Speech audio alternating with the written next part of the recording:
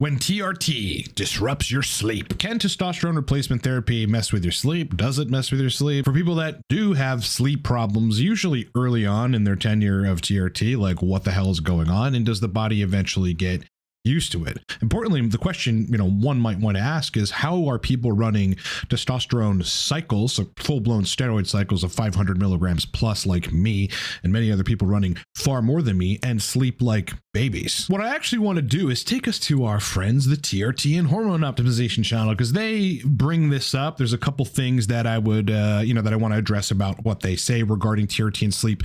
There's a couple things that are accurate that they say about TRT and sleep, and then there are some other things that are inaccurate, which reflect this weird attitude that comes from that channel and their Facebook group that I think everyone knows about at this point. That's not the major point, but we're going to watch them talk about sleep and TRT, and then I'm going to say what I have to say about it.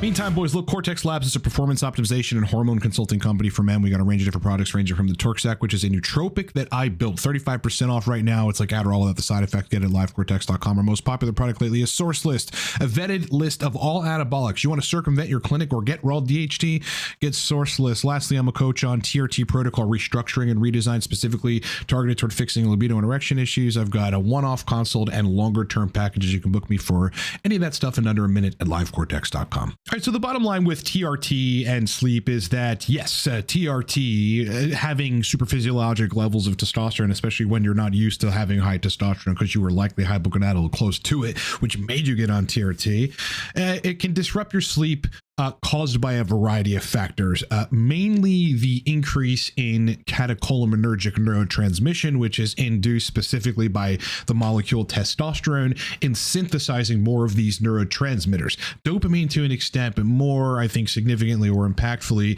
adrenaline and noradrenaline. Also, though, estradiol has a profound effect on neurochemistry and tends to kind of make you a little more anxious if it's out of range, and if it's, especially if you're not used to having it be out of range, and that's a big contributor to this too. So I'm going to talk about, mechanisms, what you can do about it, how I'm running cycle levels of testosterone and sleep really, really good. But I go to bed at like 9 p.m., dude, and then I'm up at 5 and I sleep great. I want to watch, their take on it and discuss it, because there are some good gems in there and there's some things that I also don't agree with in there, and let's kind of just put it all together. That's a hard one. How long is he on? What doses? What else is he taking as part of his protocol? Is it due to anxiety, stress, and other factors? Again, there's a lot more questions that need to be answered here rather than a blanket statement. Yeah, it's a tough one. Some guys, it's just an early side effect, and it gets better when they're on. Let's briefly discuss that. What Jordan, I think his name is Jordan Grant, said. That's true. Okay.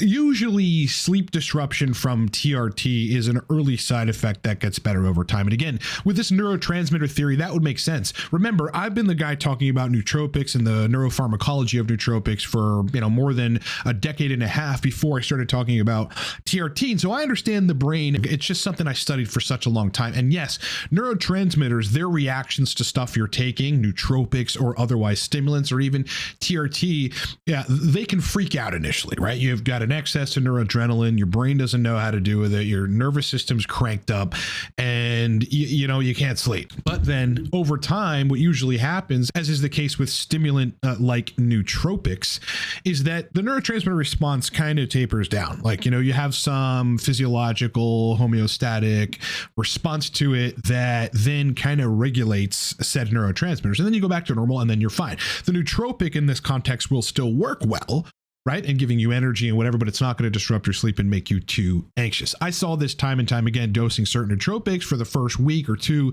I'd be a little on edge or something, or maybe have some disruption in sleep or whatever, and that would eventually go away, and then I just get good, clean brain performance. The same is true for TRT. Again, you're making more of the catecholamines, more than you've made prior in your life, no question, right? And so when your body is getting used to that, especially when you're used to lower levels of active levels of those neurotransmitters, then yes, it is going to, your body's gonna be like, what the hell's going on? I can't fall asleep. My brain's on overdrive. But that's usually a very temporary thing. You can obviously alleviate that by lowering your your dose, which I don't always suggest, but sometimes it's useful. But generally speaking, you know, as Jordan said, it does go away over time. In the very beginning of TRT, you know, dosing 200 milligrams a week, if I dosed a lot at once, and I'm talking about like 60 milligrams every other day, a lot at once, which is now retrospectively looking back like not a lot at once of testosterone, that would disrupt my sleep. Now I run 500 milligrams a week of test prop, which shoots my levels up to the stratosphere at like 4,000 nanograms per deciliter, and I sleep really, really good. No anxiety at all, right? So my body got used to it. Could be too high of a dose. Guy's taking 200 milligrams a week, and he's taking 500 of HCG twice a week, and he's taking 3 milligrams of anastrozole, and he's been given 23 gauge 1.5 inch syringes. I wouldn't sleep just thinking about it. Yeah. All right, Gil. All right. Here we go, kind of trashing the traditionally prescribed or traditionally set up TRT tools. Ultimately, a 1.5 inch needle is probably going to be better, for the record, for delivery of testosterone. You got a lot of guys complaining of dick problems, specifically libido and erection issues on TRT, because their injection is seeping into the subcutaneous tissue, not absorbing correctly, because all manner of metabolic processes determine that, and it doesn't just absorb at the same rate for every human on the planet. I mean, that's absurd. And therefore, they're not getting the best of TRT. And I get people that switch over to deep intramuscular injections using a 1.5 inch, somewhat high gauge needle that doesn't hurt. It isn't crazy. It's not this harpoon type needle. It's long, but it's thin. And then they get resolution of their libido problems on TRT. Like now they're getting the testosterone, you know, in the vascular tissue. Remember, subcutaneous tissue is extravascular. It is not vascular tissue. The muscles have the blood vessels, which uptake the testosterone in a much more fast and a much more efficient way. So I kind of disagree with Gil in this case, that's the problem, or that's a problem. You know, they're kind of leading toward, oh, maybe you're just anxiety because, you know, you're having to inject this 1.5 inch needle. That's rarely it. Rarely people talk themselves into anxiety from TRT. It is usually injection method gone wrong, or it's usually too much testosterone initially. And it's the necessity to balance your own neurotransmitters by doing things like cardio. One of the things that allowed me, both in terms of hematocrit, but in terms of neurotransmitters and stimulation, to tolerate cycle levels of testosterone was getting back to running. Okay, I was a runner for 15 years of my life prior to stopping right before COVID. I stopped for 5 years or 4 years or whatever it was. I got back into running, and suddenly within a month I could tolerate all loads of testosterone. Well, what did that do, right? It gave me more brain-derived neurotrophic factor. It changed my response to neurotransmitters in excess. Maybe it upregulated some neurotransmitter clearance mechanisms. Who really knows? But that changed my ability to take high doses of testosterone. But yeah, it's not the needles, boys. No. And a lot of it, I think, is anxiety, too, when guys are early in the process. They're just thinking about they're on TRT. And, I don't know. They worry about side effects, right? How many posts do we see where guys like are asking what bad side effects they should expect? Yeah, it's an anticipatory response. Yeah, it's nocebo. Everything is under the microscope all of a sudden. It's like, hey, I noticed since I started TRT, there's more traffic on the way to work. You know? All right, come on, guys. Like, this is where, like, these guys, again, they've got a Facebook group in which they swear that no one ever needs to worry about estrogen and manage estrogen. And we obviously all know that that's wrong. I mean, I get a lot of their defectors that have serious erection issues, libido issues, blood pressure issues, overstimulation issues from listening to that advice. One of the things they do is they gaslight people. That's one of the things I don't like about some of the individuals on their channel. You know, like you start TRT or you bump your dose up of testosterone and you're up at 1 a.m. and you can't sleep because your brain is running through all the problems in your life and how Christmas is coming and am I going to go to my aunt's or my mom's and family's a problem and now there's political differences. Like, oh yeah, sure, you're just making that up, man. You're making it up because you're expecting it. Horseshit. Again, it's increasing neurotransmitters at a level that you're not used to, and you may not be clearing them yet. And if you're listening to these guys and some of the other pro-estrogen camps and you're not managing estradiol, well, that's having a profound effect on the stimulation of your brain as well. Early for me, you know, one of the biggest causes of a high TRT induced sleep disruption was estrogen. And it was just estrogen, right? I figured out the moment that I could get it down even a little bit, didn't need to take it down a lot, and not necessarily with the use of an AI, just zinc, calcium B-glucarate, when I slept better and I felt better. So no, I don't think people are making it up. You know, TRT induced sleep problems, again, has to do with neurotransmitters, is almost definitely the catecholaminergic neurotransmitters, potentially a little more excitatory acetylcholine. Nobody really knows, but suffice to say that it's the neurotransmitters. Seriously. It's like, let's blame everything on this. So yeah, really bad correlation. A lot correlation. more. What guys don't understand when they come in the groups, and I understand this, they just want answers. A proper assessment is not done over a Facebook post. Yeah. You're looking for general answers, great. You're looking for an individual answer. You're looking for someone to assess your specific issue and advise you accordingly. This is a 40 to 60-minute process at the very least, and that is just over a conversation. That doesn't even include looking over your medical history and whatnot. So you'll notice, really don't give any resolutions in the Facebook group, because I think it's irresponsible. People take it as blanket statements, and then they'll quote you 6 months later. Well, you told this guy who experienced A, B, and C to do this, and I'm experiencing A, B, and C, therefore I did that and it didn't work. You were wrong. Well, I never told you to do it. This is actually a good point, because I think what Gil's really getting at is like, you listen, when I do consults with people, I do 30-minute fact finding, 40-minute fact finding call. I'm asking them questions. I'm drilling them. I'm just getting to the bottom of what might be causing their erection issues or their anxiety issues on TRT or libido problems or whatever. I need a bunch of fact finding. I want to look at all their bloods. I want to look at their entire supplement regimen. I want to look at 3 years ago, if they took a selective serotonin reuptake inhibitor, or God forbid used finasteride. But you got to get to the bottom of things. And so he's right in that, like in the context of TRT induced anxiety and sleeplessness, you also have to look at the person's routine. Like, do they drink 3 to 5 beers and a shot 3 times a week? Because then if they do, there's a rebound anxiety via likely the GABA A receptors in the brain being in somewhat of a withdrawal from ultimately what is a liquid benzo, which is alcohol. Okay. So that's going to contribute to sleep problems, and TRT is going to exacerbate that, right? So the moment that they remove that from their regimen and give it a couple weeks to balance out, then the TRT induced sleep problems likely go away. But what Gil's really saying is that, yes, it may not always be as simple as, oh, you'll get used to it over time, and it's neurotransmitters. Yes, it is. But again, things we do or don't do, but predominantly shit that we do to ourselves, is like the major cause of side effects on TRT in general. Bad lifestyle choices, boys. Okay. Everything down to the fast food that you eat, which is causing a degree of systemic inflammation. It's sending TNF alpha into your fucking neurons in your brain, and that's making things worse, and TRT somehow exacerbating that. Everything does matter. So when it comes to TRT induced sleep problems or just overstimulation, again, I started running, and it changed my response to higher levels of testosterone. I don't really drink all that much. I took a 3-year break from drinking. That helped me tremendously in every area of sleep, life, how I felt, etc. So it's really important to get down to the details of what you're doing, because I guarantee I can take a person that responds poorly to 200 in terms of sleep and get them up to 500 milligrams a week of testosterone. And then they're going to be anabolic. Their dick's going to work better so long as they're controlling estrogen. They're going to feel like fucking animals in the gym, and they're going to sleep great because we'll manipulate the routine, the lifestyle. We'll remove things from their regimen. So I just don't like to answer specific type of detailed questions without having all the facts. And that's not trying to give anyone a hard time. It's just trying to be responsible about it. Yeah, that's what consultations are for. And that's why you pay people to do that. I mean, it really is, because it's a liability. You're not paying us to regurgitate information 15 times a day. You're paying us to study you individually.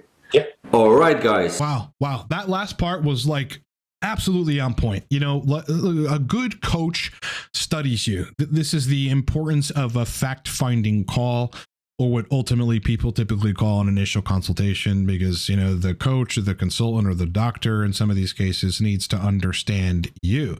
I've seen over 2,500 guys, like in the context of TRT and hormone optimization, specifically libido and erection issues. And so I want to say everybody's different, but people definitely have their quirks, and it's all driven probably somewhat by unknowns, their genetic state or whatever, but also their lifestyle, the drugs they took 3 years prior, how long they were on said drugs, at what dose, how long they were hypogonadal, whether or not they've ingested kratom over the years. I mean, I've seen guys take kratom and then their prolactin is still elevated months later and they don't take kratom anymore, you know? So, I mean, there's just all manner of variables, and a good coach should be studying you to figure out how to approach resolving your problems. So the real question is, how are people tolerating 500 milligrams, 1,000 milligrams, 1,500 milligrams, 3 grams of testosterone? Chase Irons is at like, what was he, 25,000 nanograms per deciliter somewhat recently. He finally reached 22 or 20,000, some crazy number in total testosterone, and seemingly sleeps fine. I sleep well at 4,000 nanograms per deciliter. I've been as high as 6,000 nanograms per deciliter. Doesn't disrupt my sleep at all. How is this possible? Again, for me, my position on this is, after I started doing, cardio again, and specifically running, I don't think that the elliptical is really quite the same. I mean, you don't get the same cardiac workout. You don't sweat as much. It's just not the same. When I started running again, hitting the pavement on the streets in the summer, and now the treadmill for a certain time, doing sprints on the treadmill now that it's colder and it's winter here in Pittsburgh, yeah, my brain changed. My whole body changed in response to androgens. And I can tolerate I've gone up to 700 milligrams of total androgens before, and I did not have sleep disruption, anxiety, overstimulation. I mean, I basically felt fine. I felt great. But at the same time, I've been on TRT for a long time, a long number of years. So there is, again, this homeostatic physiological response, a regulatory response that the body executes when you have some sort of chemical input that's modulating your neurotransmitters so consistently, where it kind of just regulates. You still get elevations in those neurotransmitters, but your response might change. The receptors may downregulate a little bit, not catastrophically or in some problematic manner, but just enough to not make you out of your mind anxious. But like adding things like cardio into your regimen and removing the booze, as an example, like removing the booze at large scale, just like, fine, drink a couple beers here and there, but like don't drink as much as you were. You'll have less of that GABA A withdrawal thereafter. You're doing cardio, you're building more brain-derived neurotrophic factor. You're probably clearing neurotransmitters faster, or the whole system in general is a lot more regulated. Well, in that case, you're going to be able to tolerate a lot more testosterone. You're not going to have these weird ups and downs, this like profoundly excessive response in the brain as a result of an androgen that is native to your body, that you use to build muscle and be masculine and fuel your sexual function. It just shouldn't be that way. Reduce the booze. Stop taking some supplements that might be overstimulatory. Remember, when you get on testosterone, I don't even really take many nootropics these days except for Torque. Like Torque, I just rely on because it's fucking awesome. But I'm dosing modafinil less. I'm dosing the racetams less. I'm dosing all these nootropics that I dosed for many years less because I just don't need them. When you have a new stimulatory input that's making your brain work really, really well, you may not necessarily need to be dosing other stimulants. So get them the hell out of your regimen. Don't drink so many coffees a day. Importantly, eat food that jives with your body. And you've got to determine that. I am one of those picky people that goes to restaurants and I'm like, nah, I don't want to eat that. I don't want to eat that. I know how it's going to make me feel. Everybody's that way. They just don't recognize it, or they're unaware. It's just below their awareness that certain foods make their back hurt when they're running the next day or when they're doing workouts, and they think it's just because I'm 43. It's like, fucking dude, no way. It's because you're 43. That's young, bro. The lifestyle matters. Getting the shit out of your diet matters. Okay. Getting the booze out if it's an excess in your life and it isn't regular casual drinking, that matters. Obviously, if you're smoking, that matters. Taking excess stimulants, that matters. But importantly, regulating the clearance of neurotransmitters, which honestly, the best way to be doing that is to be doing cardiovascular exercise. That alone, cardio every day. Okay. Maybe skip a day here, then you want to take a day off. Totally fine. But most days you doing cardio, that is going to overhaul your brain performance. It always has for everybody since the beginning of history, always has for me, always has for my clients if I can get them to do it. And it's definitely going to do that for you.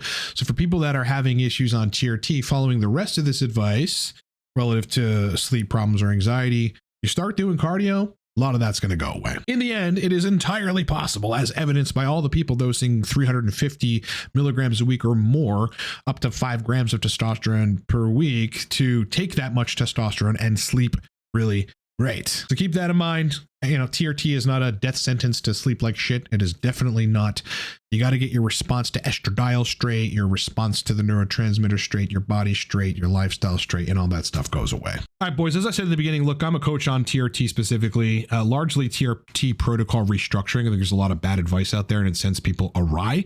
They've got libido, erection issues, they're injecting sub-Q every day and they're getting absolutely nothing from testosterone except for some anabolism. Listen, I mean, that's my job. Hire me, livecortex.com, for the TRT protocol redesign. Or if you need more ongoing work because you got serious sexual dysfunction, that's what I do. I'm the guy that people call that they've tried everything else. They've called every other coach and no one else can help them. Book me for a 3-month or a 6-month package and we'll get it squared away.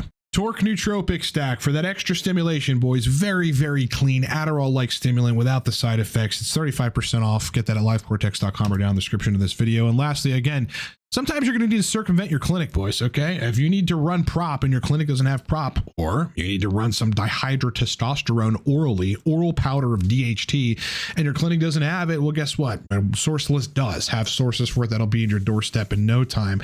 Same with Proviron, same with Cialis, same with any anabolic, including Primo, Masteron, anything you could think of is on the source list.